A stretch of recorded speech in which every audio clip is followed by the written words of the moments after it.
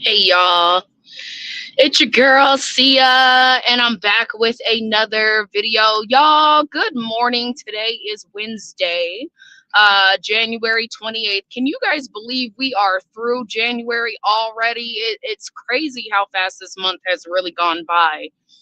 But I wanted to talk with you guys about the ICE situation that we've got going on. Um, and it's very interesting. There's a lot of dynamics at play. It looks like ICE has been doing their thing, and Americans have kind of got caught up in. And let me. Americans have gotten caught up in some of these raids, right, by ICE, and you've had a few lives that were taken, and I just wanted to give my piece. I'm not here to recount the events that unfolded for each person that passed away.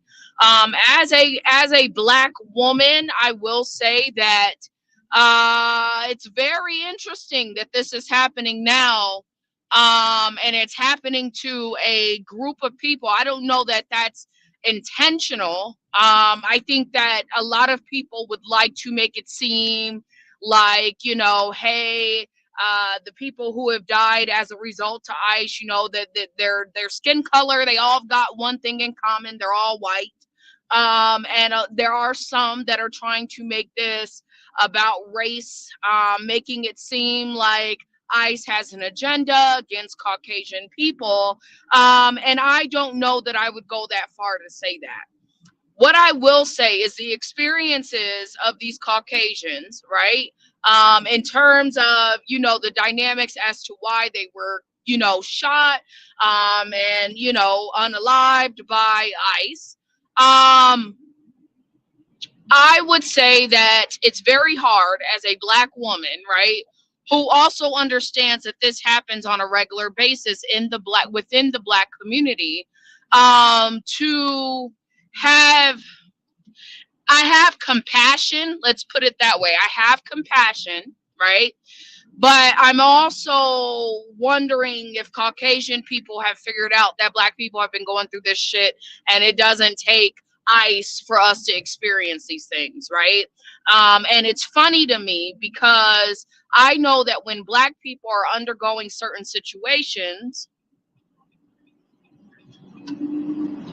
a lot of Caucasians think it's funny. They think it's cute. They want to blame the black person, go into the black person's history, trying to justify the dynamics as to why the cops, or in this case, ICE, did what they did. Usually at the expense of the black victim that, passed away. So I think it's very interesting that we're seeing kind of the tables turn. And again, a lot of your black people outside of, why are we slowing down? I mean, can we, outside of CNN? I'm sorry, y'all. I got this dang, well, go drive your shit. The fuck are you doing?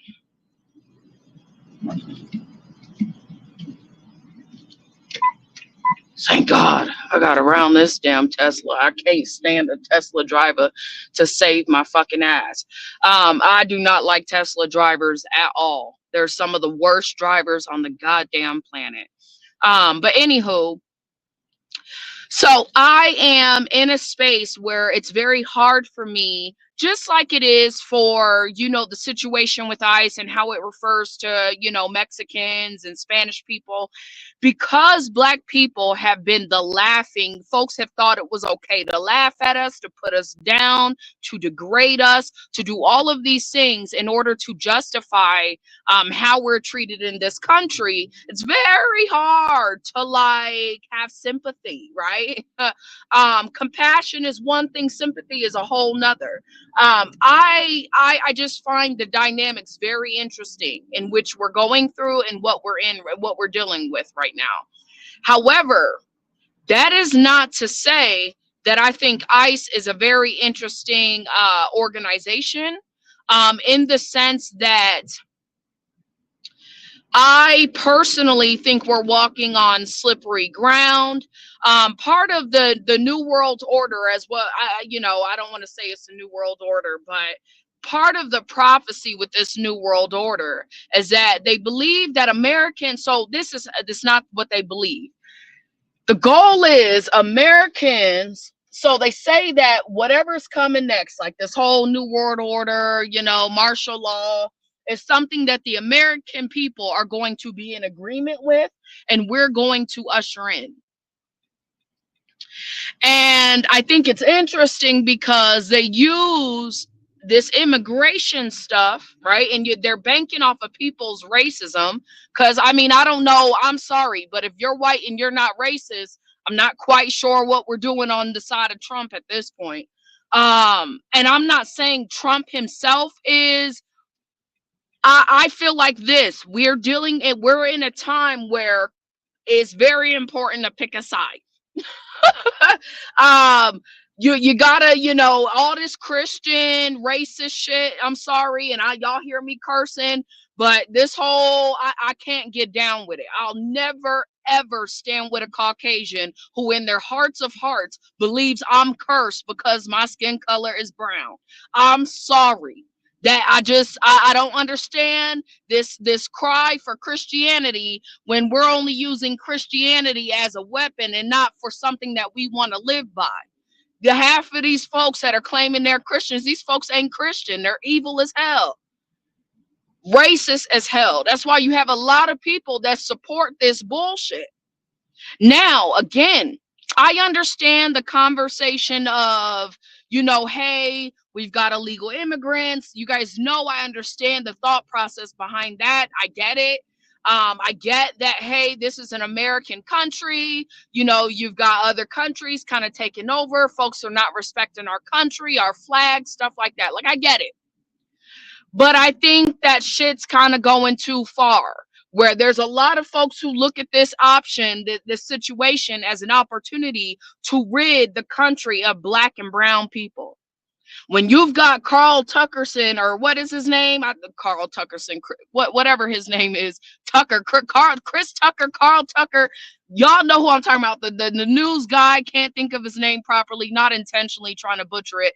But when I listen to him and I hear him talk about preserving whiteness and shit like that, that shit is fucking disgusting.